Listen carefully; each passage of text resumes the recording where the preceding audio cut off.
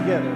Oh, how I love Jesus.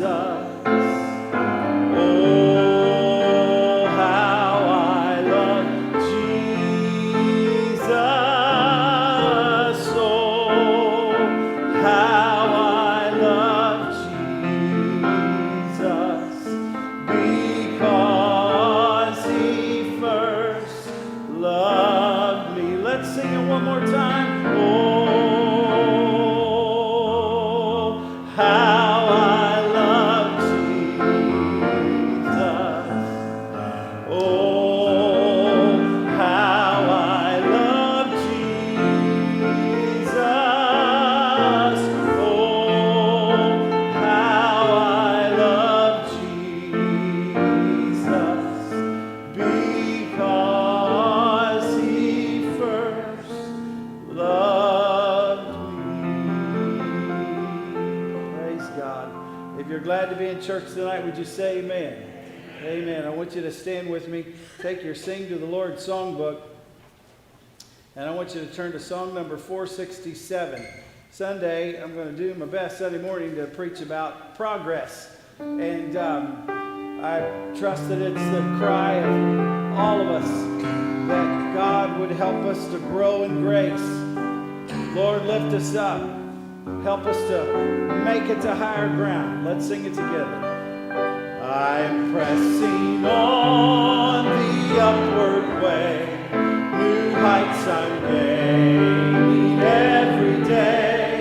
Still praying as I onward bound. Lord, plant my feet on higher ground. Lord, lift me up and let me stand by faith on heaven's stable land, a higher plane than I have found. Lord, plant my feet on higher ground.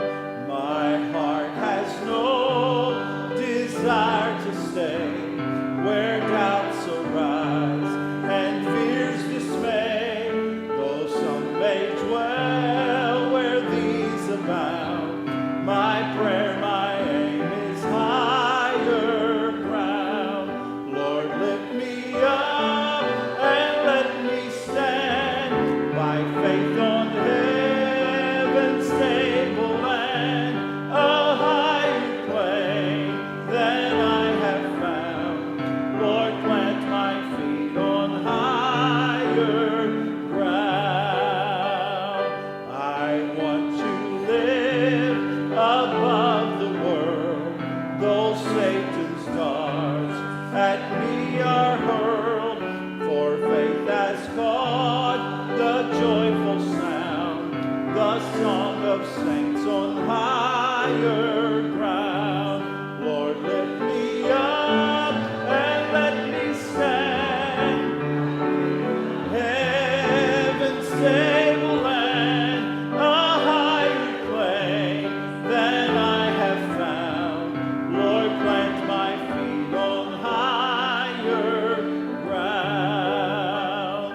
I want to scale the utmost high and catch a gleam of glory bright, but still I'll pray till heaven I found. Lord, lead me on to higher ground. Lord, lift me up and let me stand by faith on heaven's stable land, a higher plane than I have found. Lord, plant my feet on higher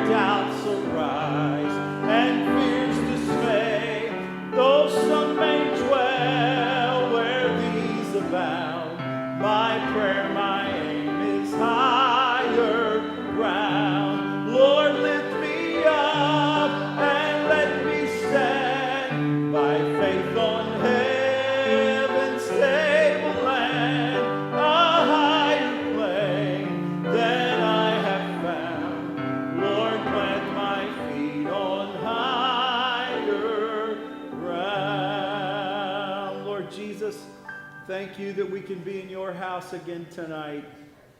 Thank you for your presence that is here to help us in this service. God, we pray that you would move in our midst tonight and speak to our hearts and encourage us. And Lord, give us food and strength for the remainder of this week. Have your will and way throughout this entire service, I pray.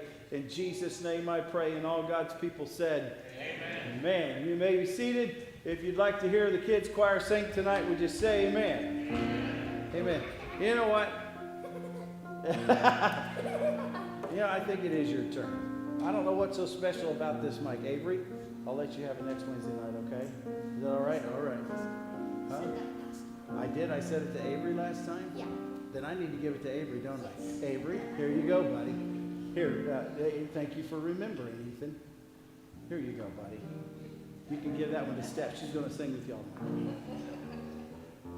How's everybody doing? Y'all doing okay? Stone, how you doing, buddy? You all right? I like your shirt. It's nice. Nice golf shirt. You're welcome. I don't think your mic is on. Number 3 is not on. Talk into it again. It's number 3 on. There you go. All right. God bless them as they sing.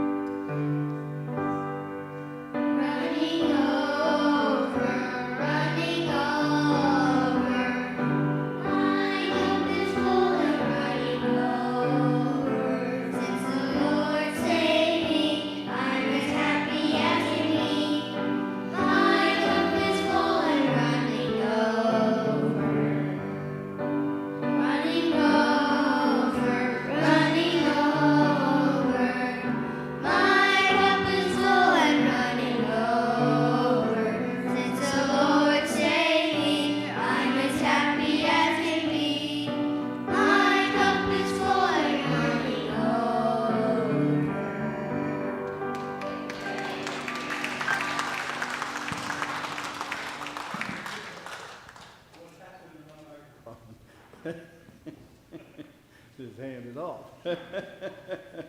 If you enjoyed that, would you say amen? We had some kids in the church growing up. When we sang that growing up, we had to do that. Daryl, remember these motions we had to do? Running over. We had some kids that sang, "My cup is full of running over." It's good to have a cup full of running over, isn't it? Thank the Lord. Well, let's have some testimonies tonight. Brother Romans, would you help me? Brother Anderson, would you help me over here? And I want to ask you to do something for me tonight. I already told you Sunday we're going to talk about progress. And I'd like you to just ask yourself, is there an area of your life where you can, where God has been helping you to improve in an area? I'll go ahead and, Kim kind of put me on the spot last Wednesday night, so I'll testify. No, it's all right. I'll testify first.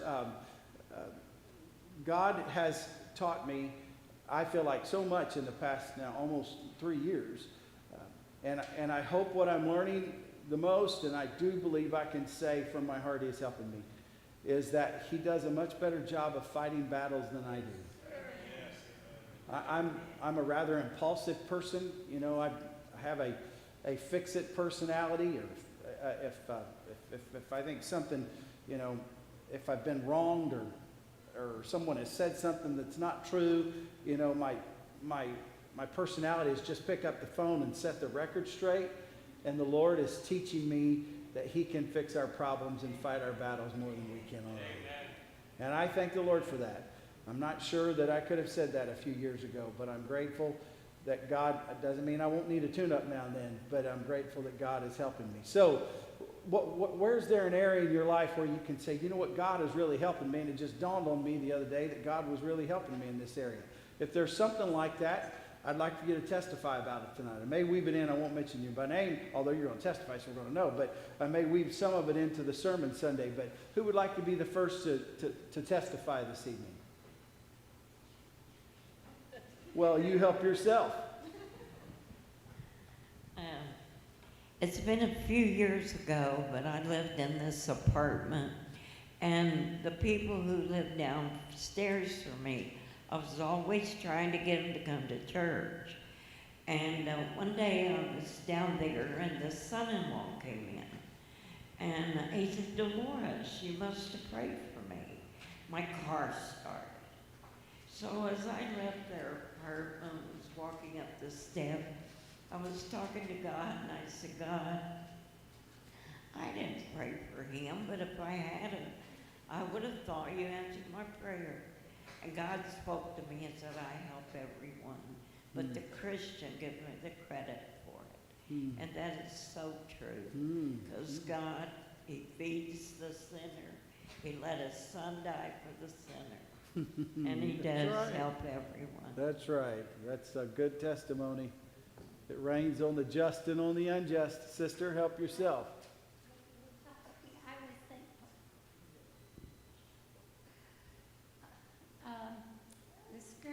The Lord shall fight for you, and ye shall hold your peace. God has really helped me with the Word of God. Praise God. Thank the Lord. That's good. Who's next? Sister Mary? The Lord has helped me with my praying. Every time I start to pray, there'll be someone pop in my mind, and I think, oh, you know, I didn't want to forget them. Well, I know it's the Lord that's helping me to remember these people that need prayer, whether it's physical or spiritual or maybe even financial. And so whatever their need is, that's the way I pray. But I'm finding out that my prayer list is getting larger and larger because the Lord is reminding me of people that maybe I am forgetting. I don't want to forget anyone in my prayers, but my prayers they're starting to last longer, and I'm really thankful for that because I don't want to forget anyone. Amen. And I love the Lord tonight, and I'm going to serve Him the rest of my life. Amen. Amen. Thank the Lord. Who's next? Sister Bennett.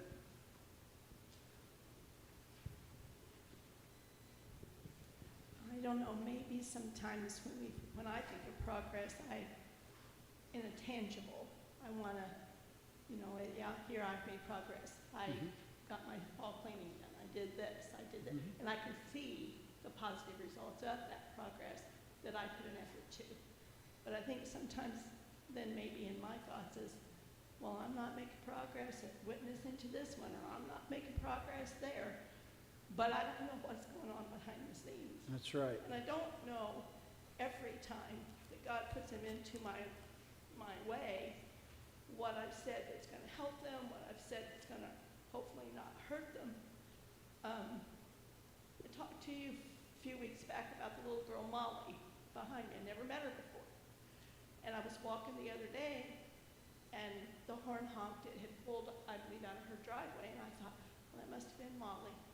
But I've not seen her since, but I planted the seed.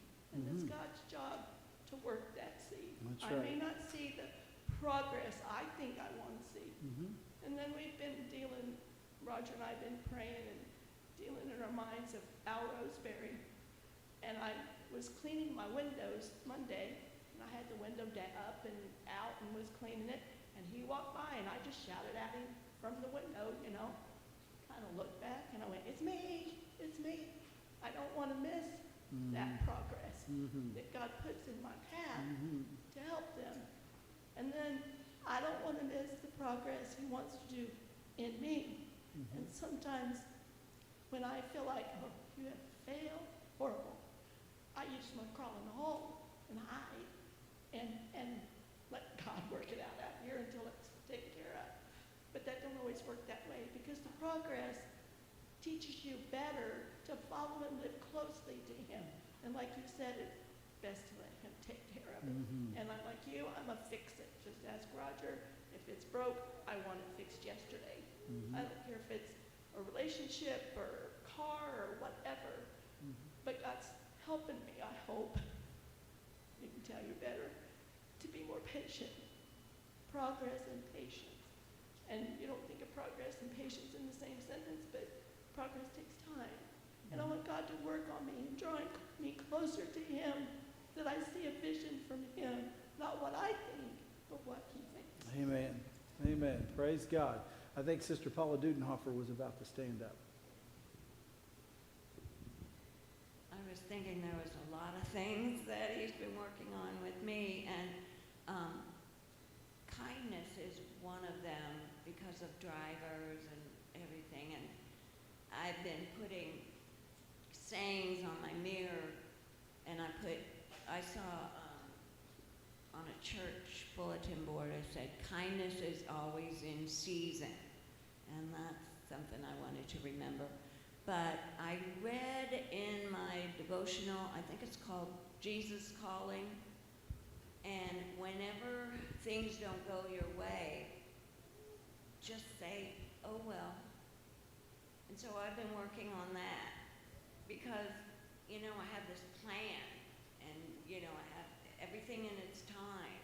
And if you've driven down in Greenwood, they've got all the streets closed, and they keep changing it. And so I was trying to get to the post office, and I'm going, oh, and I kept going, oh, well. So finally I found a place and parked in a parking lot and walked over to the post office. But, oh, well, really, you know, God is helping me, and I love him. Thank the Lord. Blake discovered "Oh Well" in a Christmas song when he was very young. I'm glad he's not here tonight. But the first Noel, the angels did say, when he got to the chorus, he sang, "Oh well, oh well, oh well." So you could do that. Who's next? Brother Josh. I just want to praise God tonight for his faithfulness. He knows exactly what's best for us. He's faithful to supply those needs. And he never fails to show himself strong when we're at our weakest. And I'm so thankful we can rest completely in his promises. I love him Amen. tonight, not only for what he's done, but for who he is. Amen. In our weakness, he is strong. Thank the Lord. Isn't that good news? Thank the Lord. Who's next? Brother Tom. You're burning calories now, Brother Ronnie. Well, God's been working on faith and trust on me. I've sorted medical issues, and it's like God has your back. It doesn't mean I won't seek treatment, but God has my back. And I need to trust him. Amen. Just assorted things in life. When life doesn't go quite like you want it to go, faith and trust. That's right. Trust that God's having his will. And not only accept it, but embrace it. I read in a devotional once that if I could see my life, my circumstances, where I am, from God's perspective, this is exactly where I choose to be. Faith and trust. Yes, amen. Can you sing this chorus with me? Trust and obey, for there's no other way to be happy in Jesus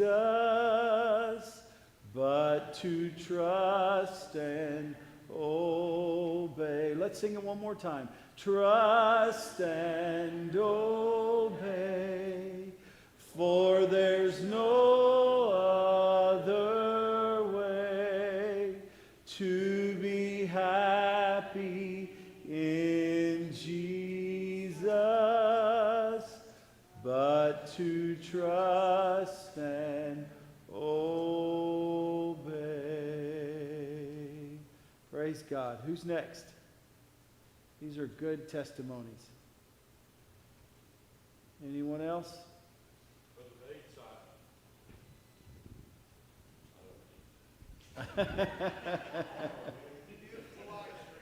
We need it for the live stream. I'm sorry. Forgive me. I think one of the greatest epitaphs that could be placed on my tombstone, and I've said that since I was just a young preacher, is soul winner. Making a soul winner. And I've striven to do that over the years. Pastoring and preaching for 50 years is kind of, when you put off on the shelf, you kind of miss a little bit of sharing. But I rise in the mornings and often I say, Lord, let me meet somebody today that I can tell them about Jesus. I can share my faith. And it's amazing how the Lord will do that. I had a very interesting discussion today on the phone dealing with a business associate in New York City. And we moved on from business to just talking about the things that are happening. And she was telling me about the awful situation in New York, how COVID has interrupted their lives. And her son and her have not taken the vaccine, and she got fired from one of her jobs. And her son is in terrible anxiety and dealing with some hard places. And I got a chance to talk to her about Jesus. And what a thrill. And I told my wife today, I said, honey, I couldn't see her, but she soaked it up like a sponge. Like a sponge. And if she told me one time, she told me several times.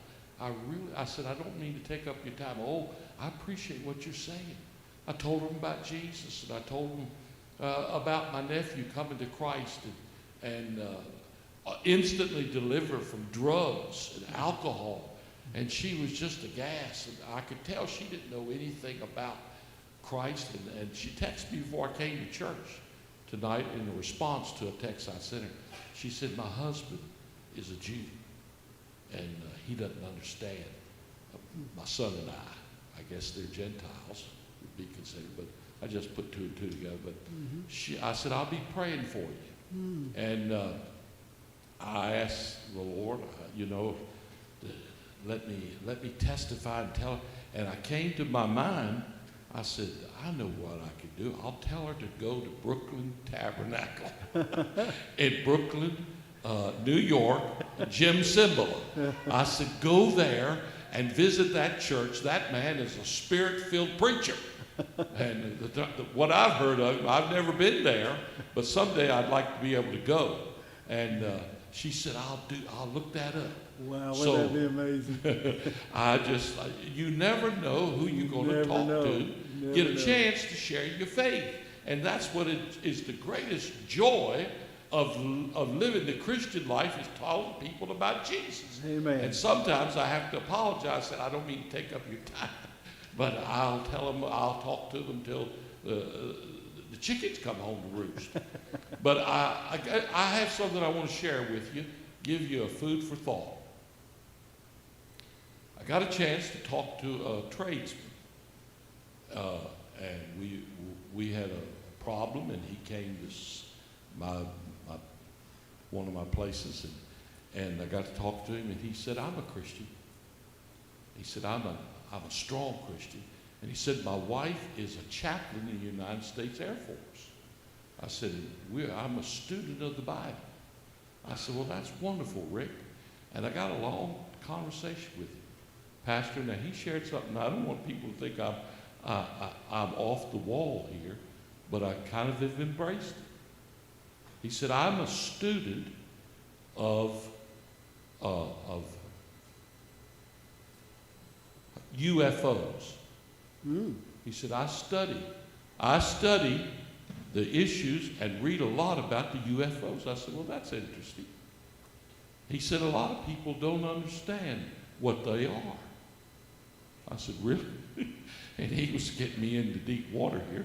And I said, and I agree with him because they've just recently come out and talked about UFOs are real, and the government shared it, and they can stop on a dime and take off it immediately.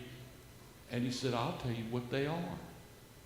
I said, what are they? He said, they're spiritual beings. I said, are you serious, Rick? He said, yeah, they are spiritual beings. And so I got to thinking about that. And I got to thinking about examples in the scriptures where the prophet was surrounded by the forces of evil, and they got killed. And I forget all the details, but he said to his, open my servant's eyes so he can see. And the eyes got open, and they're all around in the heavens was an army of angels. That's right. That's true. And then I thought about Elijah when he was taken away from, and I read that afresh and anew, and it said chariots and horses of fire. Right. I said, dear Lord. And then I thought about the rapture, instantaneously lifted away in a moment. And I thought about Jesus caught away. I thought, man, you might have something there. And then you mentioned the verse of Scripture in Ephesians 6 about we wrestle not against flesh and blood. And I looked that up, and I saw the NIV, and that kind of struck me. It said, against the rulers, against the authorities, against the powers of this dark world. Now listen to this. Against the spiritual forces of evil in the heavenly realm. I said, man, Rick, you may have something there. I want to be a witness, but I want to be ready to go.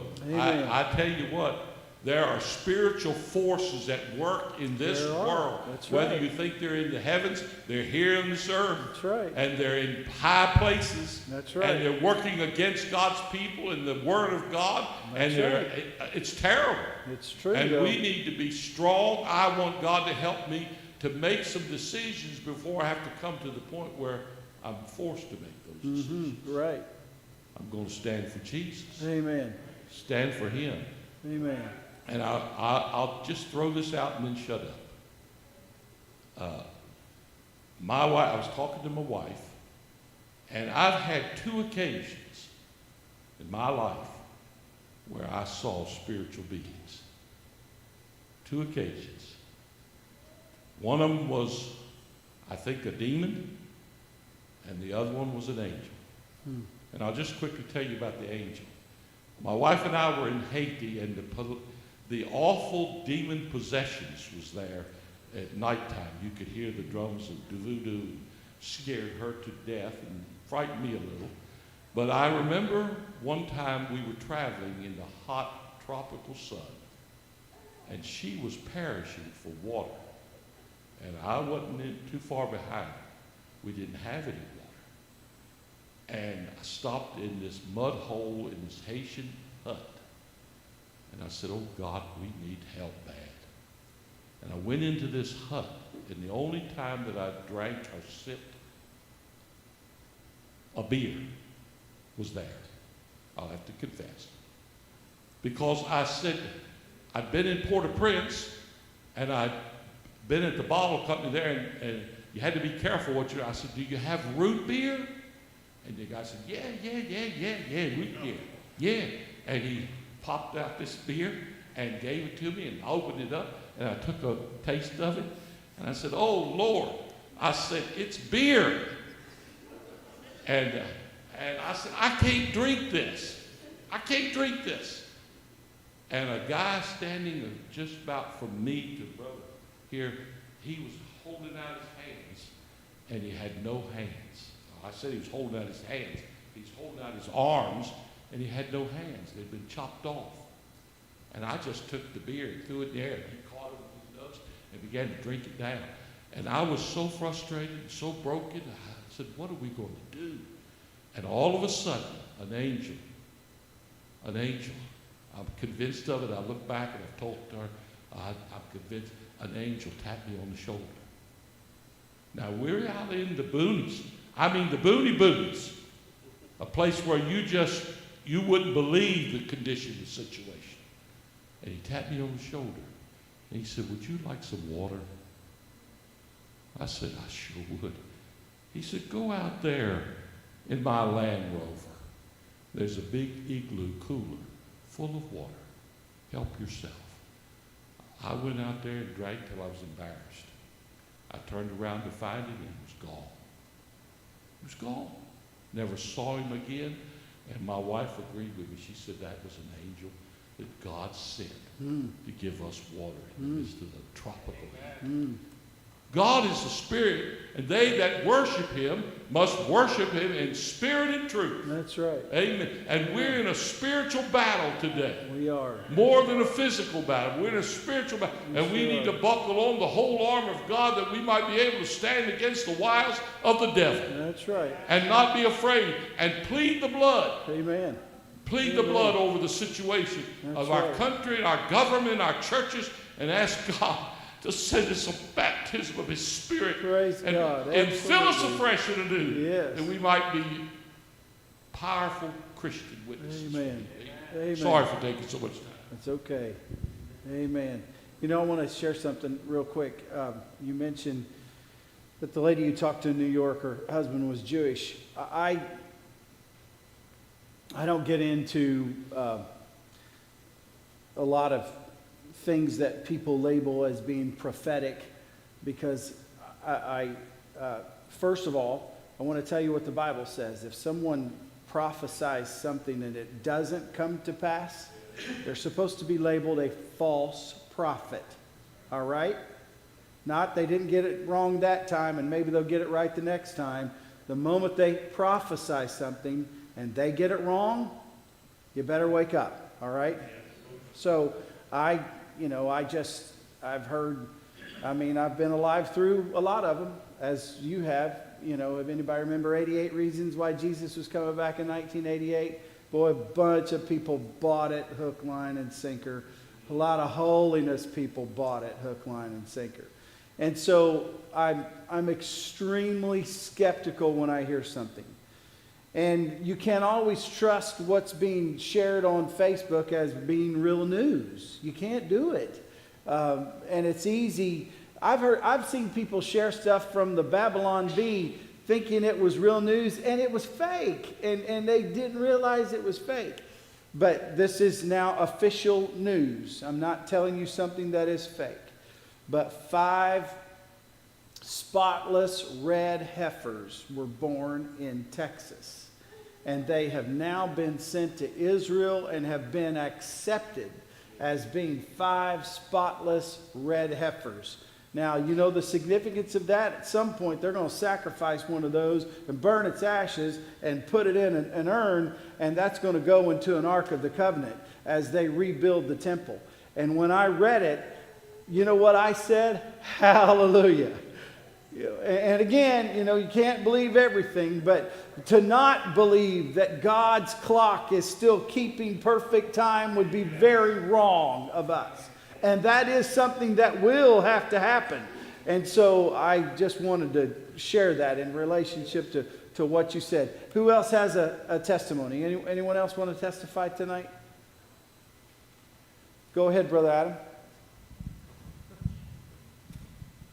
A couple years ago, I was living in Tennessee.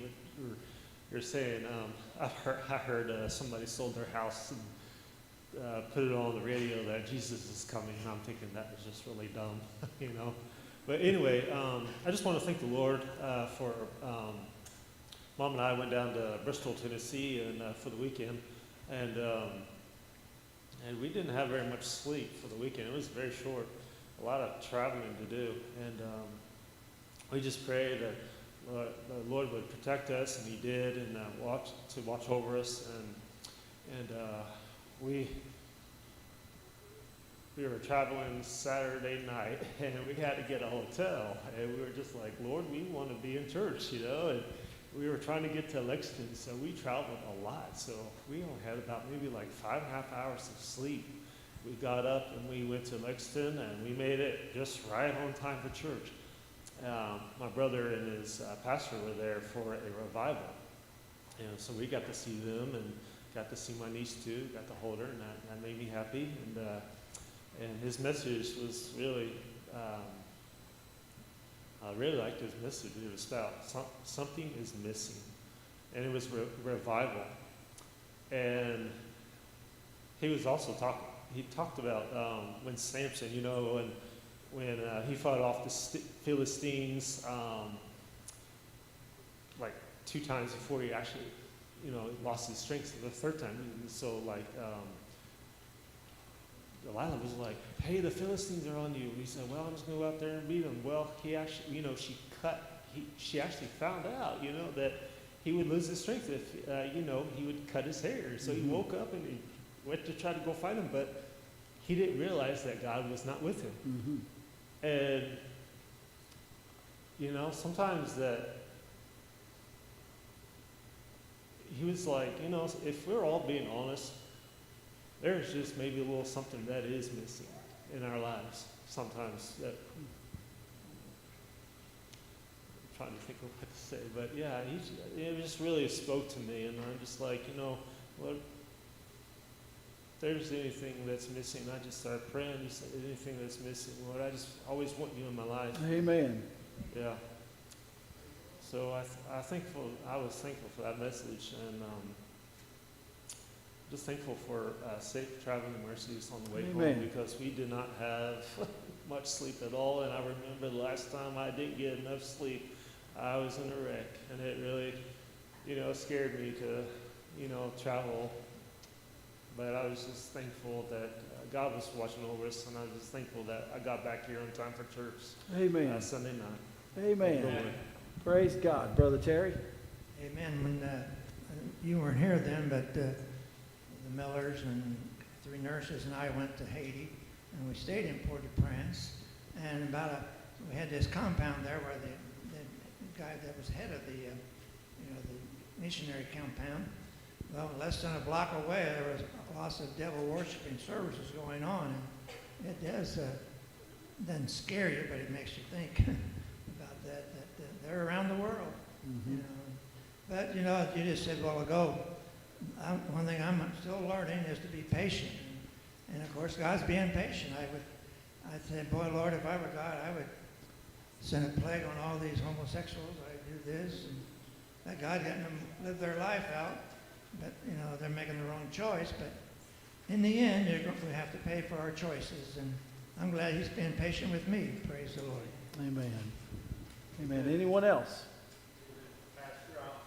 Word. Sure. I guess a couple things. I got a brother-in-law that just moved to Florida not long ago, and it took him about, I suppose, a year when they planned to go, and they were going to sell their house, and she's having a hard time giving up the stuff she had because they had to downsize tremendously, and my daughter and her husband finally went up there and was helping them get rid of things, and I guess it was the day before the people were supposed to come in to fix the house up to sell it that he told her, you might look at my license plate going down the road tomorrow, or you can ride with me. We've got to get rid of stuff.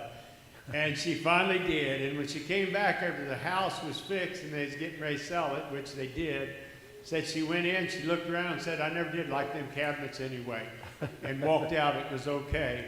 And I said that to say this. Sometimes we hang on to the things. Donnie Lynch used to be a part of this church years ago, recently passed and went to heaven. I heard him talk about he had a dream one time.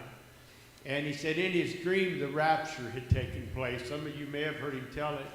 and says that some of the people that had left, and they just got so far up and they couldn't go no further. And said as he got to looking, it was like there was a string or something attached to their heart and tied off to things down on earth. And there comes a time we got to surrender. That's right. We got to give up. That's We got to let it go. And I want everything surrendered. I don't. A friend of mine taught me something at the last gun show, believe it or not. I like to go to gun shows. It's a hobby that I have. And a dear friend of mine that I've known several years, I had bought from him, and we've traded back and forth some things. I can't trade too much of what he's got. He sells weapons that'll cost you $50,000. He had a grenade launcher the other day. I said, "What you want for that?" And he says, "That one right there you can get for $10,000. So he's a little bit above. But then, you know, thinking he got all these neat things. Of course, he sells them and buys them and all that. But he says, "I'm going to start downsizing, get rid of things." He says, "I don't have any children, and my nephews, they're not interested in this." And he looked at me, and I think his background's probably Catholic. He always asks me, "Hey, preacher, you've been praying for me," and I do from time to time. But he looked at me and he says, "We don't own any of this. None of this belongs to us. We just got a hold of it for a little while." That's right. And you know, he kind of taught me some things, which I knew, but sometimes, you know, it hits you in the face. None of it belongs to us. It all belongs to God. He's loaned it to us for just a little while. That's right. I want to be faithful to Him Amen. with what I've got. Amen. And one last thing, and it'll kind of be a prayer request. A fellow that I'm working with, he's a painter. His name's Ted. I don't know Ted's last name, but his name is Ted. And I got to talking to him one day, and he said something about his grandson. And his grandson, he calls him Willie. Willie, help me, dear. Kaiser. Willie Kaiser. And Willie Kaiser's still in his mother's womb. He's not born yet. And he touched me when he told me the story. He says, "Willie's got some problems." He gave me the name of the disease, and I've never heard of it. He says it's very rare. Some of you people smarter than I might know. It says his tongue is enlarged, and says even right now his intestines are protruding out of his stomach, and that'll be surgery when he's born. And parts of the body, the kidneys are larger than they should be for the size of his body. And he told me that, and it hit me, and I started praying for that little Willie. And it's like I know that little boy already. And I went back and I told Ted, I says, he's telling me, he told me the day, he said they run some tests, said his heart is in real good shape. And they had some positive things to say. And I've told him a couple times, I said, "Ted," I said, "God's still making that baby. Don't be surprised. God can work a miracle in that baby's life. He may be born perfectly normal, and then again, he may have problems." But I told him, I said, "You know, some of these doctors, they'll want you to just end it, get rid of it." I said, "Don't let them do that." He said, "Oh, no, that's not going to happen." And he's in love with this little boy already, his first grandson. Wow. And Willie Kaiser, me and my wife have been praying for him. And if Gloria is listening tonight, we joined with you in Cottage prayer meeting in our living room. Amen. And had a good time of prayer. Praise and God. I guess, if anything, for what you asked us to talk about, my prayer life and Verna's, I think the both of us, has been getting better all the time. I used to think, what am I going to pray about for an hour? And now I've almost got to cut it off to go to work of a morning because there's so much to pray about.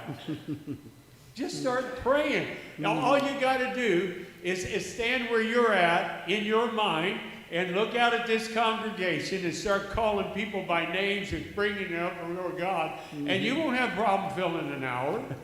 Won't be a problem at all. And the needs. And I tell you, the folk that don't come on a regular basis, it should.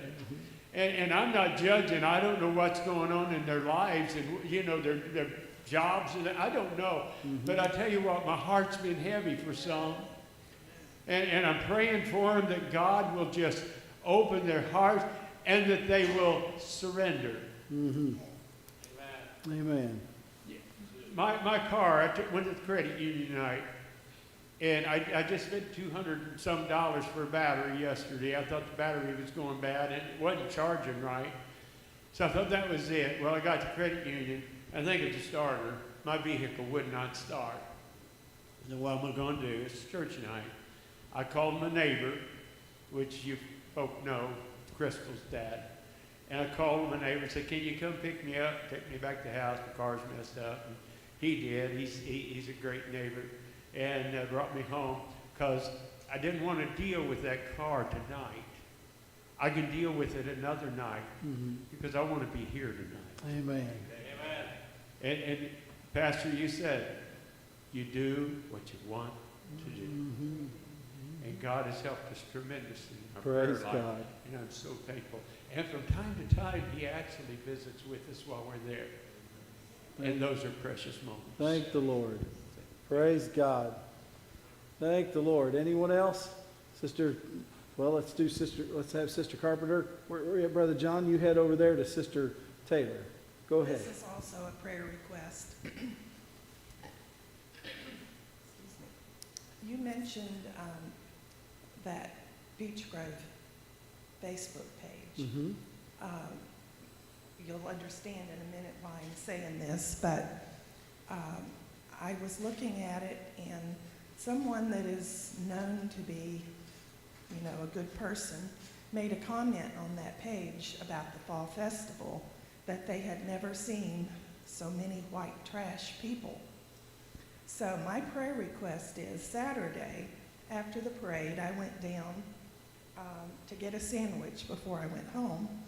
And as I was coming out, I passed a young man that did not fit that category. He was probably in his 20s. He was very nice looking. He had on his t-shirt a big picture of the devil. And above it, it said, "Not today, Jesus."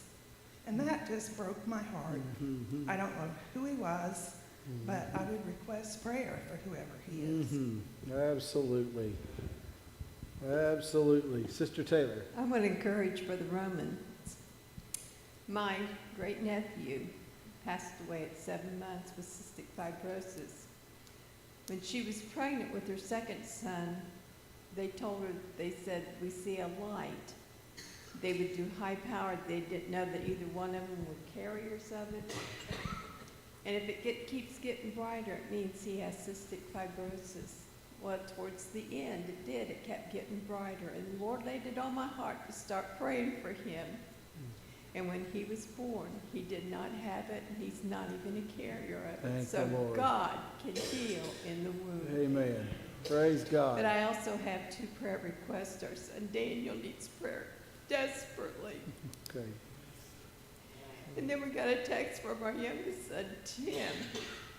And they found a nodule that is huge in her neck. And they're not for sure what all it is going on. And he said, "Please pray for Sarah." So those are my prayer requests tonight. All right. We absolutely will. Anyone else? I want to just take a moment. Thank you, brothers, for your help. I want to take a moment. Kim, is that you? And that's Ashlyn, right? I'm so glad you all are here tonight. It's good to see you. And Logan, you don't always get to come to prayer meeting, and I'm glad you're here tonight. It was good to see you. And the precious grandbaby, right? What's his name? Your grandbaby, Alan. Elias, we're glad you're here tonight. It's good to have you in church. And I appreciate everyone coming to church tonight. I want to share something with you real quick, and then we're going to pray. This morning I tried to preach to the kids in school about where Paul said to Timothy to stir up the gift of God, which is in thee. Stir up the gift of God. And I just want to remind us that the grace of God has been extended to all of us. And that is a gift. It is the gift of God, without question. But I shared this skeleton of an outline with the kids, and I want to share it with you. I think sometimes people struggle to discover their gift. There are some people that never grow up. You know that? They never figure out what they want to be when they grow up, and then they grow up and they've never discovered it. Don't let that happen to you spiritually. We're getting ready to have revival. I want us to pray for revival tonight. Revival is a wonderful time to lay other things aside and just focus on. We'll have Tuesday through Sunday services. We'll have wonderful preaching. You will love the preaching of Blake Jones. You're going to love the singing of Benji McDowell and his wife. They are wonderful, wonderful family. They're going to drive up here from Hope Sound, Florida. And I'm excited they're going to be with us. But that revival is a time to seek God, to pray, to open our hearts, just to have a concentrated time where we're focusing on Him and we're focusing on growing in grace and focusing on letting God work on us. It's a good time to discover what God's doing for you. You know that? It's a wonderful opportunity for God to open our eyes to things that He wants us to see. But I not only told him that we need to discover our gift, but we need to develop our gift. Paul said to Timothy, stir up the gift of God that's within you. Listen, God has given us incredible tools at our disposal. He's blessing our services with His presence. He's feeding us from His Word. We come to church and most of the time we do not walk away disappointed. We feel that we have been in the presence of God. Listen, take advantage of those opportunities to develop what God is doing. I told the kids this, one of the greatest regrets that I have in college is that I didn't try harder. You know why I didn't try harder? Because I loved to party. I really did. And I graduated praise de laude instead of summa cum laude because I could party and still get a B. And so I could still go out and have a good time, and I didn't have to apply myself. And in hindsight, I regret that I didn't absolutely do my best.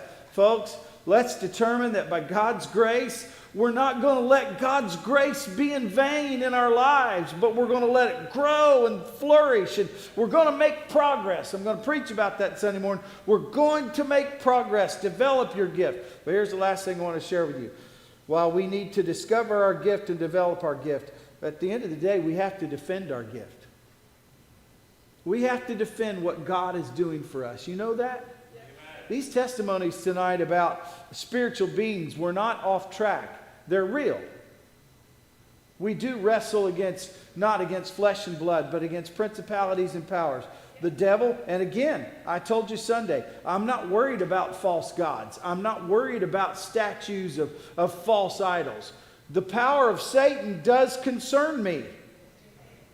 Because he is our enemy, and he goeth about seeking whom he may devour. Listen, let's defend our faith. Let's defend our gift. Let's defend what God's doing for us. Let's not let the devil get us sideways with anybody or anything. Let's stay focused on what God is doing for us. And sometimes that means coming to church when you don't feel like it. You know what you're doing? You're defending your turf at that moment. You are making a statement. I don't really feel good. I don't feel like doing this, but I'm going to do it anyway. And when you do, God helps you gain spiritual ground. Right? You know, you're defending it at that moment. You're letting the devil know. You're drawing a line in the sand saying, Lord, by your grace, I'm not going to let discouragement get the best of me. I'm going to defend my joy. I'm going to defend my faith. I'm going to defend my passion. I'm going to defend what you're doing for me. And we all need to do that every now and then. Didn't intend to preach right then, but I guess I did a little bit. So, let's stir up the gift of God. Let's discover it. Let's develop it. Let's defend it. Let's pray for these requests tonight. Let's pray for this growing baby, that God would touch him. Michelle sent me a note before church. She said that we're not going to be able to be there tonight. She really asked that we would pray for them. Would you pray for Rodney and Michelle and their family tonight? We love them dearly, and let's pray that God would help them. Let's pray for revival. Let's pray God would give us revival. We don't know this young man's name, but let's pray for this young man, that God would get a hold of him. Let's pray for Daniel, that the Lord would help him. Let's pray for Sarah, that God would touch and help her. Continue to pray for my friend Bill Kennett. He came through surgery and he is recovering, and I haven't had a chance yet to go back up and see him in the hospital, but pray for him, that God would continue to touch him and help him. Do you have any prayer requests that you want to mention tonight? Pray for, honey, remind me of that young man's name that's having heart issues, and he's in the 4th grade or 5th grade or whatever. What's his name? Brandon, and he's having heart trouble. And he's a young boy, and he needs God to touch him. So pray for a little boy named, he's 4th or 5th grade, named Brandon, that needs a touch from the Lord and having heart issues. Let's remember him in prayer. Anyone else? Yes, my brother.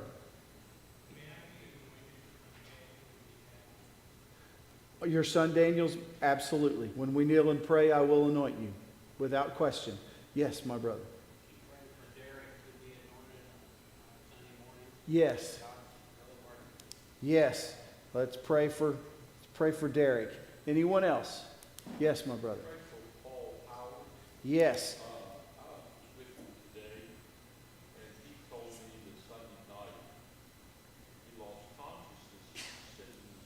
Yeah, he had a spell. Yeah. We do. Did he go? Do you know if he's gone to the doctor? I think he's scheduled to go to the doctor Friday. But let's pray for Paul Howard. He's having some issues, folks. Let's remember him in prayer. Anyone else? I'm sure unspoken requests. I'm sure we have several unspoken requests. Babe, would you come back to the piano and just play what we sang tonight? Lord, lift me up and let me stand by faith on heaven's tableland. Let's all gather in around the altar if you're able. Let's close with a good season of prayer tonight. Folks, please join me in praying, especially for revival. Pray that God would begin to work on us and prepare our hearts for revival. And then all of these requests that were mentioned, let's pray for them tonight. God knows every need, and He's able to meet every need. And so let's lift our voices together. Pray for George and Lucy tonight.